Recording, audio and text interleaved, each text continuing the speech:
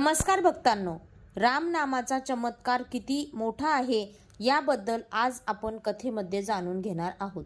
एका घनदाट जंगलातून मध्यरात्रीच्या समयी एक विरक्त महाराज श्रीराम नामाचा जयघोष करत आपल्याच मस्तीत चालले होते. विरक्त असल्याने ते सतत तीर्थयात्रा करत असत. कधी एका जागी स्थिर राहत नसत. त्यांच्या मुखात अहोरात्र राम नामाचा अखंड जप चालत असे. ते स्वतः तर त्या नामाच्या आनंदात डुबलेलेच असायचे, पण जो कोणी भेटेल त्यालाही याच भक्तीच्या मार्गाला लावत असेत. त्या रात्री वाटेत महाराज रस्ता चुकले, पण मनाचा विश्वास ढळला नाही. जिथे माझा राम नेईल तिथे जाऊ असा त्यांचा भाव होता. चालता चालता त्यांना दूरवर दिव्यांचा झगमगाट दिसला आणि जवळ जाऊन पाहतात तर काय, एका घनदाट अवाढव्य वटवृक्षाखाली विचित्र सोहळा सुरू होता. तिथे नाना विविध वाद्ये वाजत होती. नाच, गाणी आणि मद्याच्या मैफिली रंगत आल्या होत्या. अनेक स्त्री पुरुष आपल्याच तालामध्ये वेड्यावाकड्या हालचाली करत होते आणि नाचत हसत होते. महाराजांनी क्षणात ओळखले की हे कोणी दुसरे नसून, सामान्य मानवी जीव नसून, अतृप्त पिशाच्चे आणि प्रेतात्मे आहेत. महाराजांना पाहताच एका पिशाच्याने त्यांचा हात धरला आणि त्यांना आपल्या राजासमोर नेले. तो राजा एका शिळेवर बसला होता आणि त्यांच्या भोवती भयानक असे पिशाच्चे पहारा देत होते. त्या प्रेतांच्या राजाने गर्जना केली, "ए मानवा, तू इकडे कशाला आला आहेस? आमची ही टोळी आज धुंद आहे. तुला मरणाची भीती वाटत नाही का? तू इथे कशासाठी आला आहे? का आला आहे?" महाराज हट्टास करत म्हणाले, "मरणाची भीती आणि मला? राजा, ज्याला जगण्याचा मोह असतो त्याला मृत्यूची भीती वाटते. आम्ही साधू लोक तर देहाचा अंत होणे हा आनंदाचा विषय मानतो. हे तर केवळ वस्त्रासारखे देह बदलणे आहे, जे प्रारब्धाशिवाय घडत नाही." महाराजांनी ही कमालीची निर्भयता पाहून त्या पिशाच्याच्या नायकाला नवल वाटले. त्याने आदराने विचारले, "विचारा, तुम्हाला काय विचारायचे आहे?" महाराजांनी विचारले, "आज येथे असा कोणता मोठा उत्सव सुरू आहे?" जो राजा म्हणाला, "महाराज, आम्ही एकुलती एक मुलगी आहे. योग्य पती न मिळाल्याने आजवर कुमारी आहे. पण आता मला एक जावई मिळण्याची चिन्हे आहेत. या रानाच्या कडेला असलेल्या गावात एका धनिकाचा मुलगा आहे. तो अत्यंत दुराचारी आणि पापी आहे. त्यामुळे तो सध्या एका भयानक रोगाने पछाडला आहे. उद्या संध्याकाळपर्यंत त्याचा मृत्यू अटळ आहे. मरताच तो आमच्या या प्रेतयोनीत येईल आणि मग माझी मुलगी त्याच्याशी लग्न करेल. त्याचा आनंद आम्ही आज साजरा करत आहोत." हे ऐकताच दयाळू महाराजांनी त्या तरुणाचा उद्धार करण्याचे ठरवले. पहाटेच त्या गावात पोहोचले. चौकशी करता करता त्यांना समजले की नवल शेठचा मुलगा साकलचंद खरोखरच मृत्यूच्या दारात आहे. महाराज त्याच्या उशाशी जाऊन बसले आणि रामनामाचा जप करू लागले. साकलचंदने डोळे उघडले तेव्हा समोर एक तेजस्वी संताला पाहून त्याला रडू कोसळले.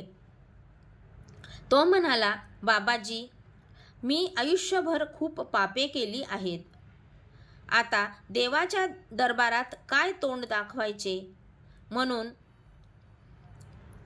महाराजांनी त्यांना धीर दिला आणि सांगितले, "बेटा, घाबरू नकोस. प्रभू श्रीराम हे अधीतांचा उद्धार करणारे आहेत. रामायणातील एक एक अक्षर महापापांचा नाश करण्यास समर्थ आहे.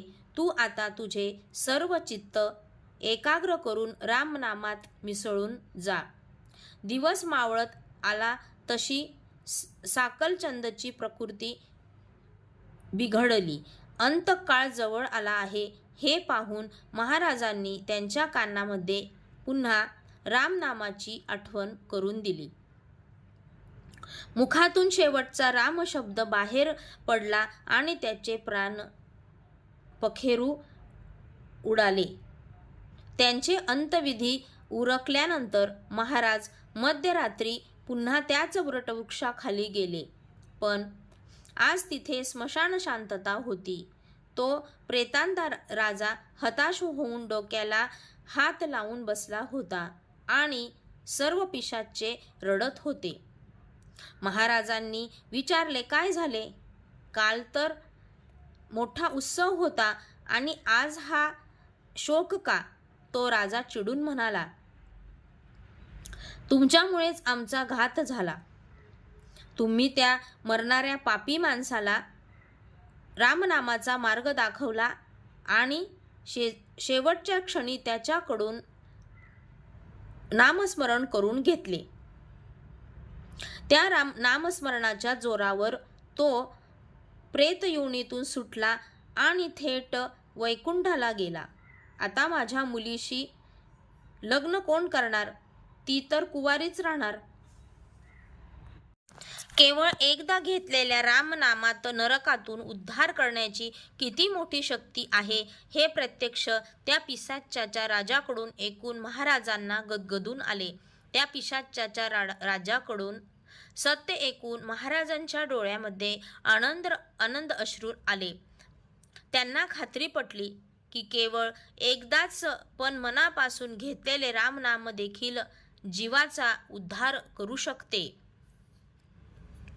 साकलचंद सारखा पापी मनुष्य जो आयुष्यभर चुकीच्या मार्गावर चालला होता, तो सुद्धा या रामनामाच्या महिमा अपार आहे आणि ह्या रामनामाच्या महिमेमुळे त्याला मुक्ती मिळाली.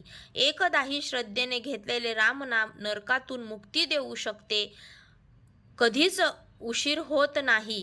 शेवटच्या क्षणीही भगवानाचे नाव तारू शकते असे आपल्याला या कथेतून बघायला मिळाले. एका राजाच्या सीमेवर एक घनदाट जंगल होतं. त्या जंगलातून जाणारा रस्ता फार कमी होता. कमी लोक वापरायचे, कारण तिथे रुद्र नावाचा एक भयंकर चोर राहत होता.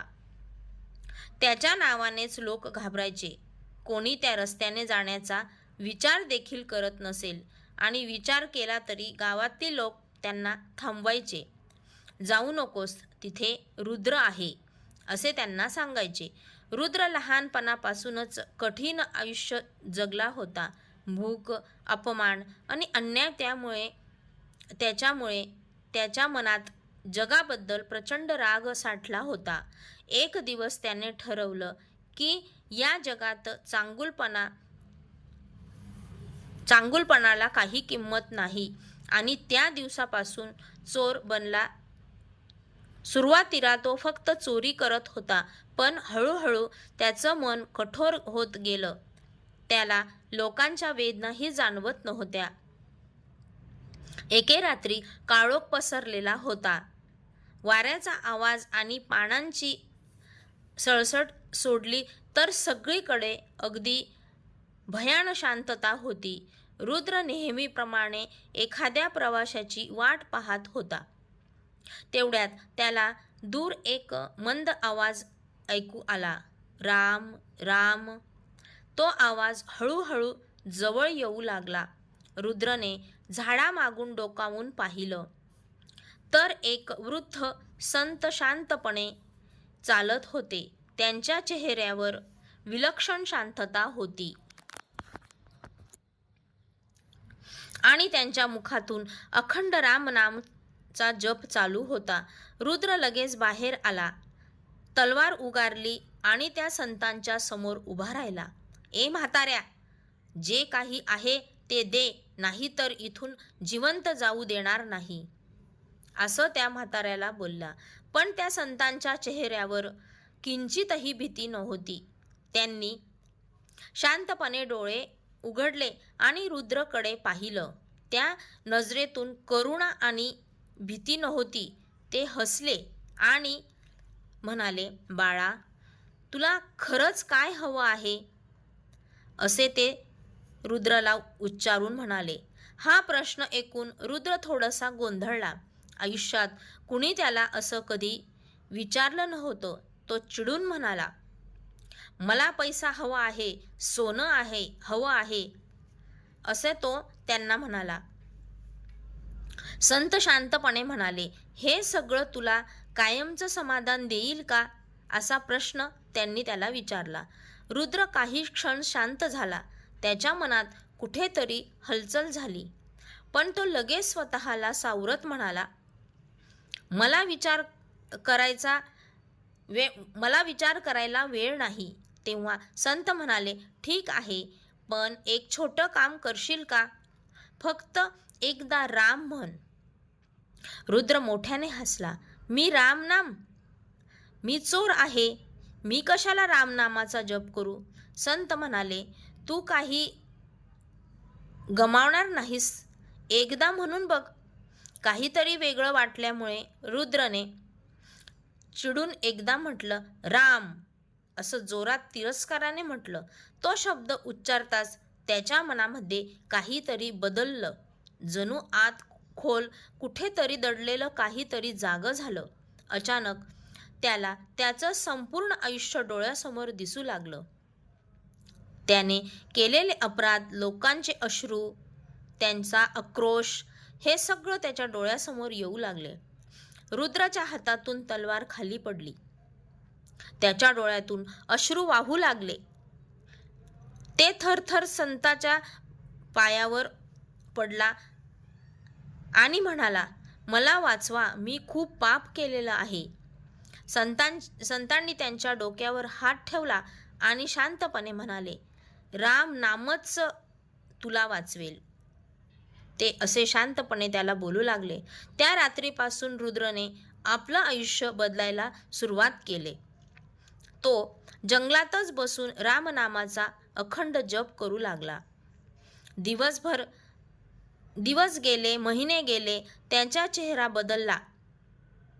त्याच्या डोळ्यात आता क्रोध नव्हता, पण शांतता होती. हळूहळू लोकांना कळलं की तोच रुद्र आता साधू झालेला आहे. लोक त्याच्याकडे येऊ लागले. तो लोकांना प्रत्येकालाच एकच सांगायचा, मी पापी होतो, पण रामनामाने मला वाचवलं आणि बदलवलं सुद्धा. वर्षे लोटली. एक दिवस त्याच्या आयुष्याचा शेवटचा दिवस जवळ आला. तो शांतपणे बसला होता. श्वास मंद होत होते, पण त्याच्या चेहऱ्यावर एक विलक्षण समाधान होतं. त्याला मरणाची भीती वाटत नव्हती. शेवटच्या क्षणी त्याच्या मुखातून पुन्हा तोच शब्द बाहेर पडला, राम, आणि त्याने शांतपणे देह सोडला. त्या दिवशी लोक म्हणत होते, हा तोच रुद्र आहे का ज्याच्यामुळे लोक घाबरायचे आणि इथे कधीही येत नव्हते? हो, तोच हा होता, पण रामाने त्याला पूर्णपणे बदललेलं होतं. आता तो चोर नव्हता, तो एक मुक्त आत्मा होता. असा आहे रामनामाचा महिमा. भक्त हो, कमेंट बॉक्समध्ये श्रीराम लिहायला विसरू नका.